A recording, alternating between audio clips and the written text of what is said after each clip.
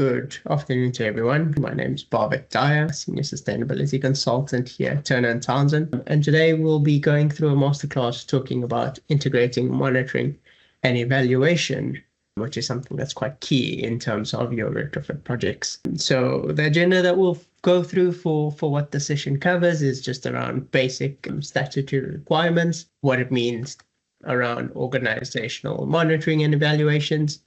We'll look at some of the aspects around retrofit measurable intended outcomes, a bit more on then basic monitoring and evaluation, kind of looking at a recommended questionnaire, the type of features and content that goes in there, and a little bit of how to go about it as a summation. And then Rebecca will touch on some of the other resources that are available.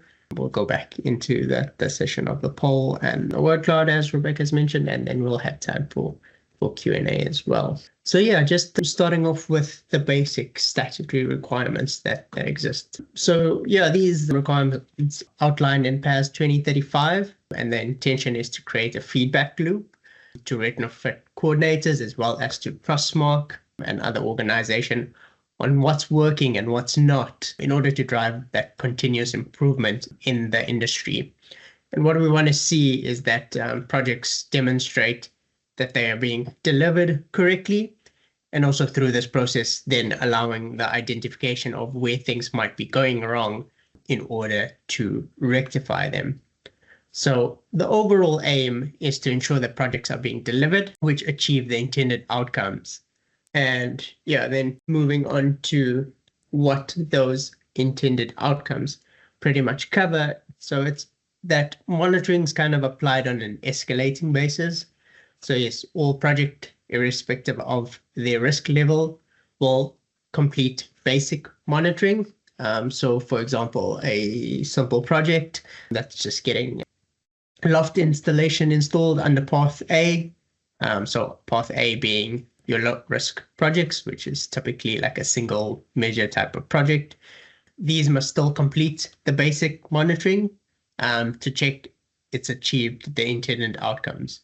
And this would be focused on resident feedback. So for example, have they saved money? Is there warm warmer, etc. And yeah, as it's kind of indicated on the slide, this is irrespective of the level of risks that's assessed under clause 8 of the retrofit design requirements under PAS, which is a clause that kind of outlines the standards for developing tailored property-specific retrofit measures. So that's where that comes from. So there's different levels of monitoring and evaluation that will be carried out as and when appropriate. So as we mentioned, that all project, irrespective of level, would need to undertake basic monitoring. And then you've also got independent intermediate monitoring and evaluation, which is applied to projects which are a little bit more in-depth. And as an example, say during a loft installation in the retrofit of a 1930s semi-detached house, basic monitoring revealed that the internal humidity levels had increased significantly, leading to early signs of mold growth, like in the upstairs bedroom, for instance. So this outcome is something that may have not been anticipated in the original design. And as a result, intermediate monitoring and evaluation is something that might have been or should be potentially initiated to assess the ventilation strategy and identify the root cause and recommended corrective actions to prevent further unintended consequences. So yeah, just as the note says at the bottom, in some cases, residents or occupants who experience fuel poverty prior to the retrofit and unable to heat their homes adequately might take the benefits in retrofit in terms of increased monetary savings to be quite important to them. So this is something that should be considered in the monitoring and evaluation process. Looking on to organizational monitoring and evaluation. So what does that really mean? So it's as the housing association or local authority, you may have some ideas of what you can tag onto the retrofit works, or some things that might be conflicting with your retrofit survey. So in terms of the resident focus teams within your organization, they might want to kind of tag onto this process, looking at various tenant satisfaction measures. So yeah, we'll touch on that later in the questionnaire section, but there could be various things that you want to try and understand from your residents in terms of their overall satisfaction. So this is something that you can undertake through this process as well. And then also wellness checks, just recording engagement with residents through this whole process. Then in terms of your asset teams, they might want to kind of undertake some condition surveys. So understanding what the stock is like at the time, just updating various asset registers or any other type of data that you hold that kind of shows damp and mold, overall stock condition, housing health, safety ratings. So where that's at, if things haven't been completed or it's been some time. And also just through the process, understanding the cost per SAF point increase for any future planning. So this is all part and parcel of your monitoring and evaluation process, that you start getting all this data out and start getting an understanding of where and what things are at. So a particular warning here that comes from Bruce Temkin. So like overly monitoring and evaluating is something that can be crushing for the residents.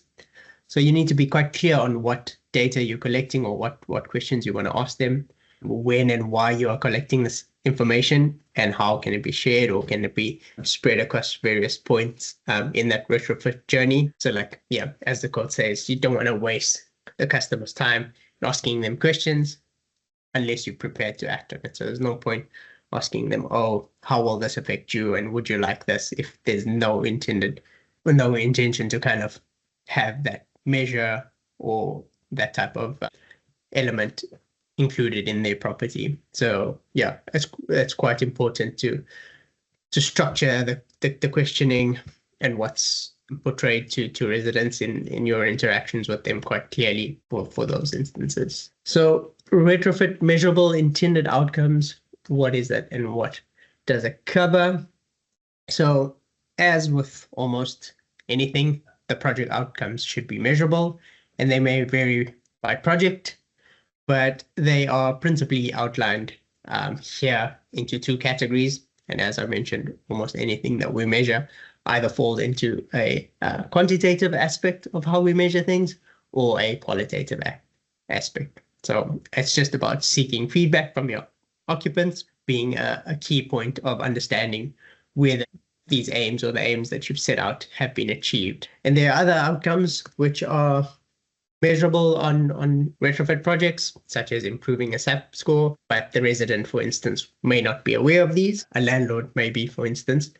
But yeah, the outcomes that are listed on the slide are those which the feedback for can be gathered from the building's occupants, and are things that they can offer their opinion on or provide evidence that these outcomes have been achieved for them. So like, has their bills reduced?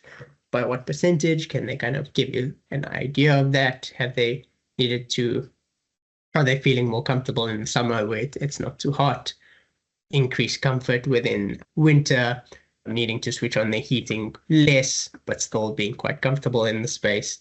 Yeah, seeing a notable difference in the air quality, something that's not always easy for people to recognize, but sometimes it's something that within the discussion, once you bring it up with them, they can be like, oh yeah, actually, I am feeling that I get less tired, I breathe easier, and so on. So there's all aspects that can come out through that type of interaction. What's also valuable to note through these interactions is to be aware of changes in households.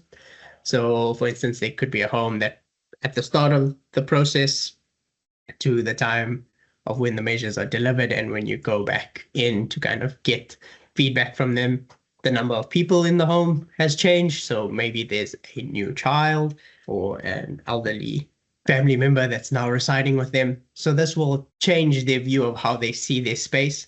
So that might affect how comfortable they feel in the space, how cold they feel, and so on. But it's not totally relevant or not totally a reflection of what's been achieved through the retrofit measures. So that's something that is valuable to kind of note and then bring that into the discussion to be like, oh, do you think it's more because of the change in the number of people that you're kind of seeing this outcome being a bit different? And if, for instance, the household had to remain the same as it was at the start, would you have a different opinion of what's been achieved by everything that's been done here? So yeah, as we've been chatting on basic monitoring and evaluation, we've said a few times that project outcomes should be measurable, and they may vary by project, but yeah, they are principally outlined here, and it's about seeking feedback from occupants to understand whether the aims have been achieved. So yeah, basic monitoring shall include various measure-specific items. So whether what was outlined to the resident in the start, have those outcomes been achieved, whether there's been any unintended or unexpected consequences of the work, how has that impacted the resident, or how does that impact the property now, and whether they are satisfied with the outcomes. And obviously, when we chat through what the questionnaire is, it's quite important to delineate how you're going to measure that level of satisfaction, and that it's quite clear in how that's measured, and then also identifying any specific points of dissatisfaction, and also kind of delineating whether those points of dissatisfaction are linked to the retrofit and the works that have been undertaken, or is it external factors that are kind of plaguing how the resident views the overall process, or what's causing their dissatisfaction, which goes back to the point that I mentioned at the end of the last slide in terms of a change in household. They might now have additional stress in their life or additional responsibilities, which is part of the dissatisfaction with just their living circumstance, but it's not directly related to what's been achieved. So it's quite key to try and iron out where those kind of overlaps come in. So yeah, also looking at whether the client and the occupants are satisfied with the process. So this will differ from organization to organization, and whether you have a delivery partner in place or whether you have your own resident engagement teams who is call it the point of contact with the residents. Do they have multiple points of contact? So does someone from your own team first go out and speak to them? Do they then get someone from who's your external retrofit coordinator going out and doing an assessment, and then an installer coming along? How do you kind of manage that process? Or do you have a single person that's going to kind of oversee it and be the point of contact with the resident, and then manage the relationship with those other entities in terms of retrofit coordinators, installers, and so on? And this also goes back then to the final handover process. What does that look like? Is there testing and commissioning of equipment?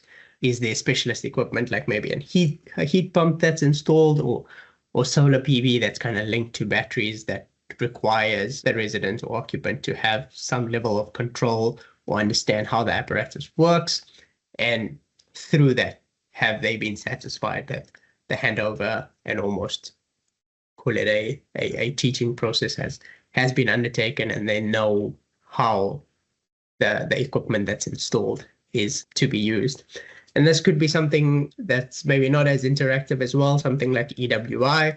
If this has been installed on the property, have they been informed that, oh, you can't just now go and drill into this EWI and hang up your flower baskets and so on again externally? There's a process that needs to be followed if you want to do such, and you need to go through our housing team or whoever the team is that will now be able to then come back and say, oh, we know where this can be put up so that it doesn't impact the integrity of the EWI. So that's all part of the process in understanding, do they know what happens next and how things need to be handled and basically maintained going forward.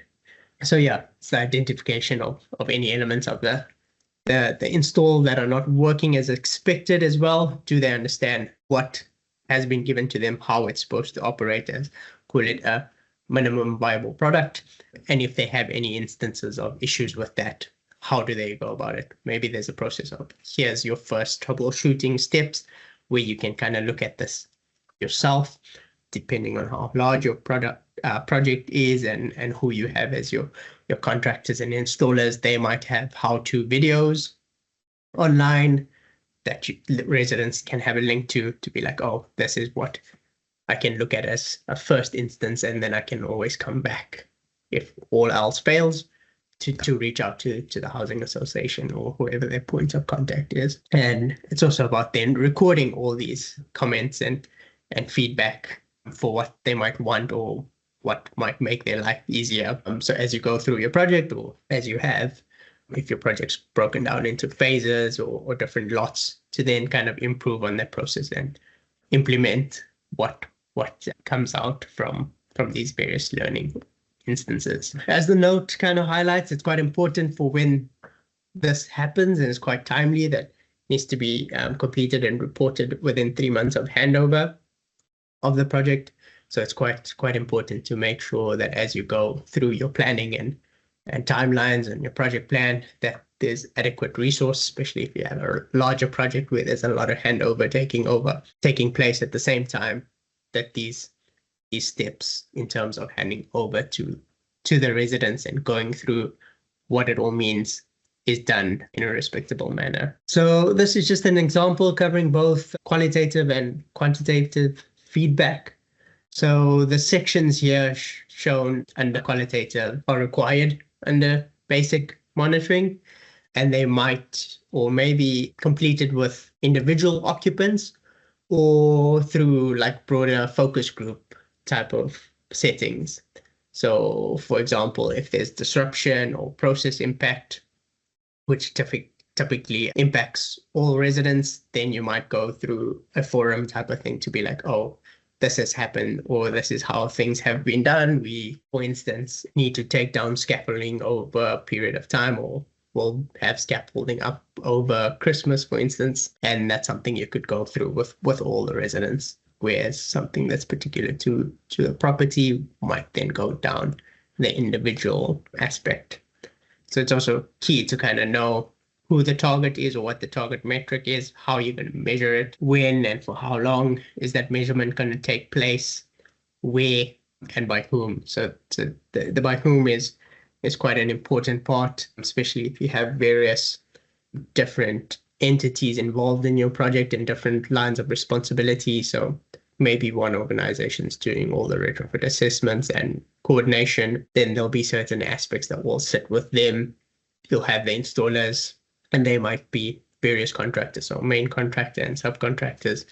So you just need to understand who's undertaking those various parts, and whether you have your own resident engagement team that come in finally, or come in together with these people to kind of collect this data and go through the process. So yeah, there's various aspects that need to be done, but yeah, the depth of it can vary. So although not specified in the monitoring requirements, for instance, an air tightness test is something that's mandated in another part of PAS 2035.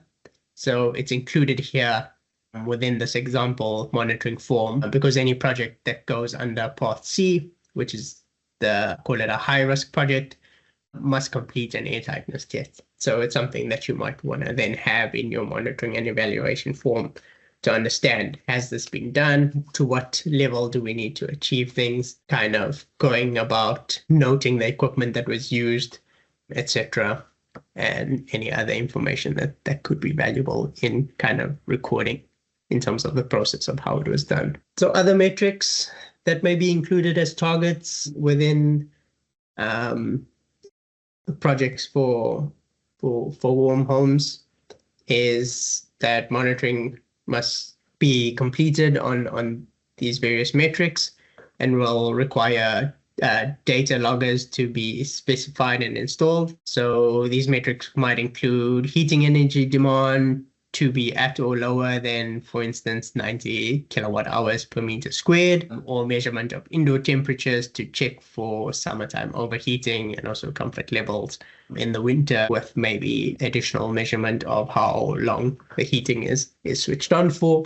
So yeah, sometimes you'll put a a temperature sensor on the outside to take external temperature readings to compare performance with different temperatures. It's also important to make sure that these are placed in the correct position.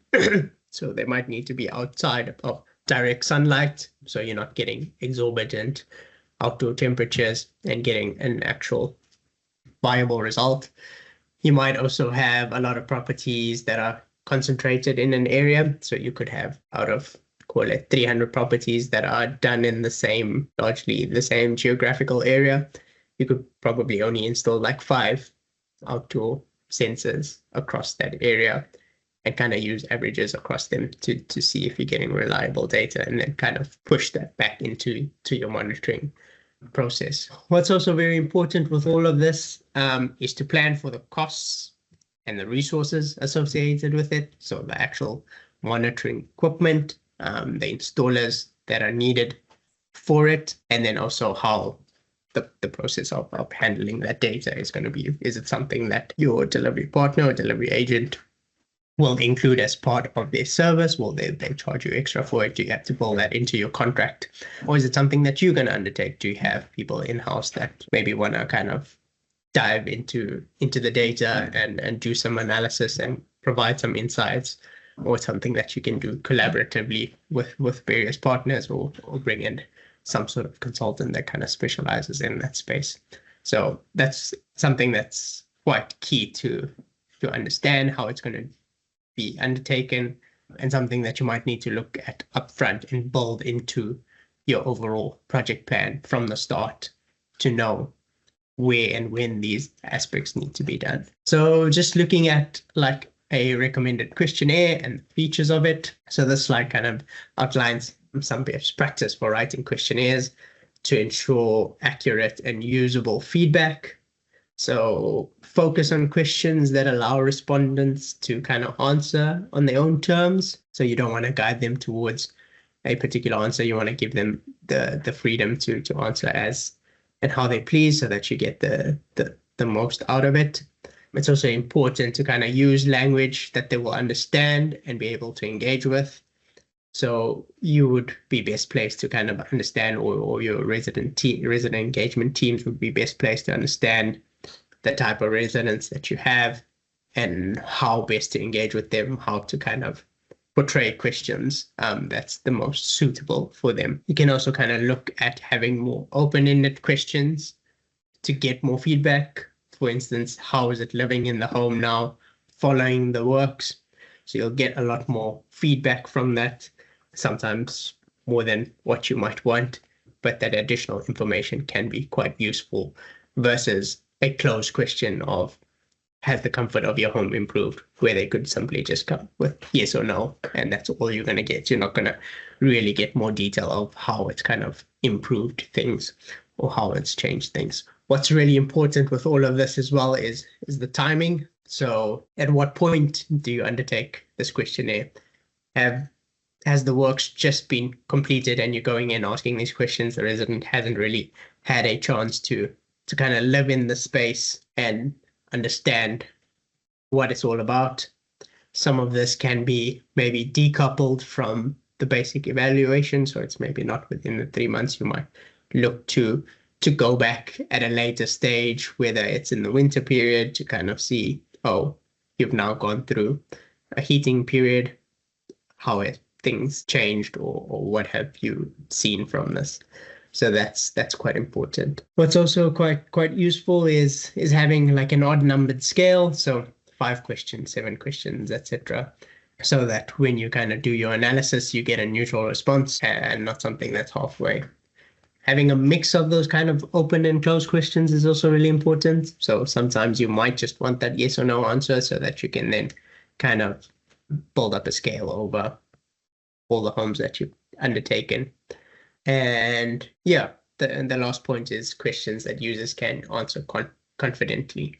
So yeah, this one's something that may resonate with many of us, even though we could be quite familiar with various technologies. So for instance, you wouldn't want to be asking, are you getting the correct efficiency out of your heat pump? I mean, heat pumps is something that I work with quite a bit, but if someone had to just ask me that question, I'd wouldn't be able to answer it straight off the cuff. And there's a whole lot of basic calculations or back of a sick bag calcs that I'd want to do to be like, oh yeah, this is what I'm achieving. So you wouldn't want to go into something that's so in depth where they'll be like, oh, I don't even know how to answer this. But you're rather going to go down the route of like, how do you feel you're benefiting from the new heat pump or anything of that sort. So yeah, the phrasing of how you put out the questions to residents is also really, really important. So just an example question. So like, how satisfied are you with the internal temperature of your home? So this is kind of like a best practice example to ensure the right type of feedback is elicited from occupants. So yeah, this example kind of demonstrates a question which provides like a basic monitoring feedback to understand whether like the retrofit has met its intended outcomes.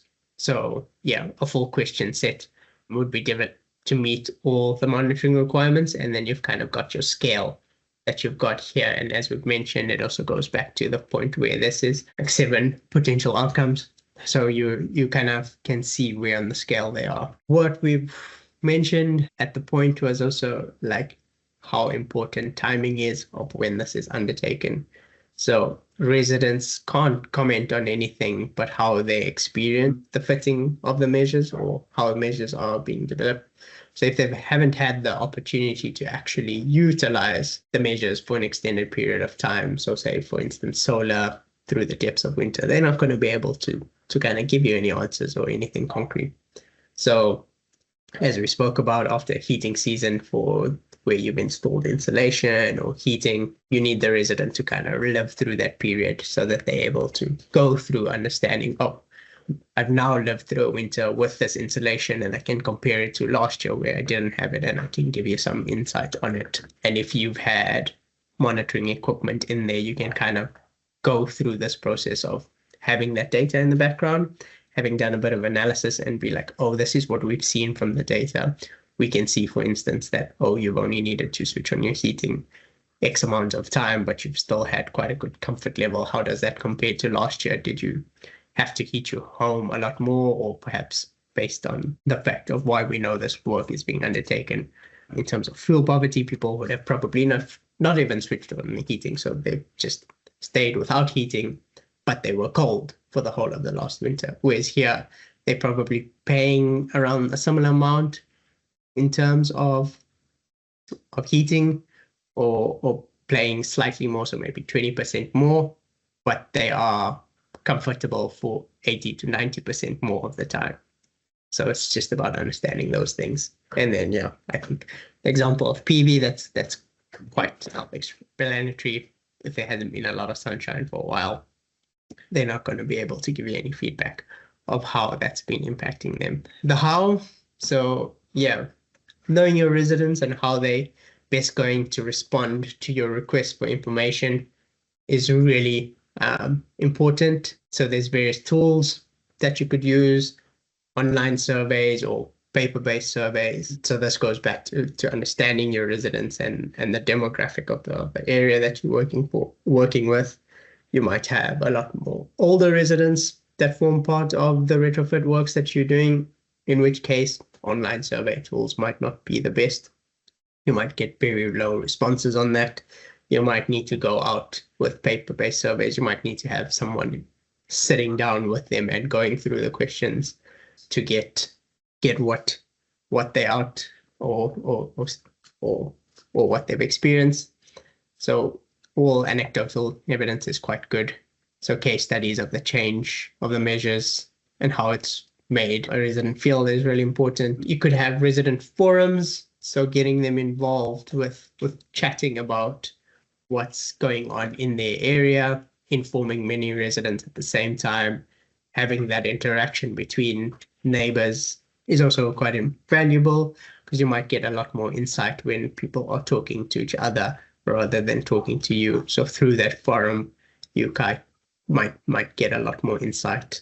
Having retrofit, post-retrofit follow-up events. So something where you can kind of go back to residents after the works have been completed, and especially if they've had new equipment, installed. Might be a case of like, oh, how are you getting on with the equipment? Are you having any issues? This might be something that you do on a one-on-one basis or through a group session. Sometimes the group sessions could be quite useful, where if someone's struggling with something that they, like the heat pump, for instance, one person's problem has been solved by someone else, and they can be like, oh, I've been doing it this way. Here's how you go about it. So that could kind of lessen the burden for yourselves and any delivery agents and partners that you have in terms of like needing to go out to various households to solve the problem. You might be able to, through these type of events, kind of create a forum or group within the residents that they kind of can help each other out, and then also through that give feedback to yourselves. A big thing that's very, very useful, very helpful, resident interviews. So touch on the fact of case studies. So there's many instances where through these various types of funding, people have had great outcomes. So the interviews might just be a case of, oh, let's just do a little write-up for an article that we're going to put on our own website, or you might get local news involved. There's been various instances where kind of like a video has been done. So you have like a little ad that you can maybe put up onto your website as well, or it's a YouTube video that kind of showcases everything that's been done for the residents. And there's many benefits to this. It can be used for your own motion and kind of showing what's been achieved. Or if it's in the very start and you have something that's been quite successful, showing that success to other residents kind of helps them come on board and understand what they need to get out of this, or what they would get out of this, and be more involved in the process, and also maybe look forward to kind of interacting with you more and providing insight as they go through the process. So yeah, that's really important. But yeah, that covers pretty much most of the content for the session. So I will hand over to Rebecca to just kind of touch on the resources and stuff that's available. We'll go through the polls, and then yeah, we'll just have a Q&A. If there's anyone that has any particular questions or anything, we can then go through that. Great, thanks Bhavik. This slide just shows, alongside those masterclasses, we also have lots of on-demand resources on the RISE website. So if you want to learn about a specific retrofit related topic, please do take a look at these resources, and I'll also pop a link in the chat if anyone is looking to find those on-demand resources.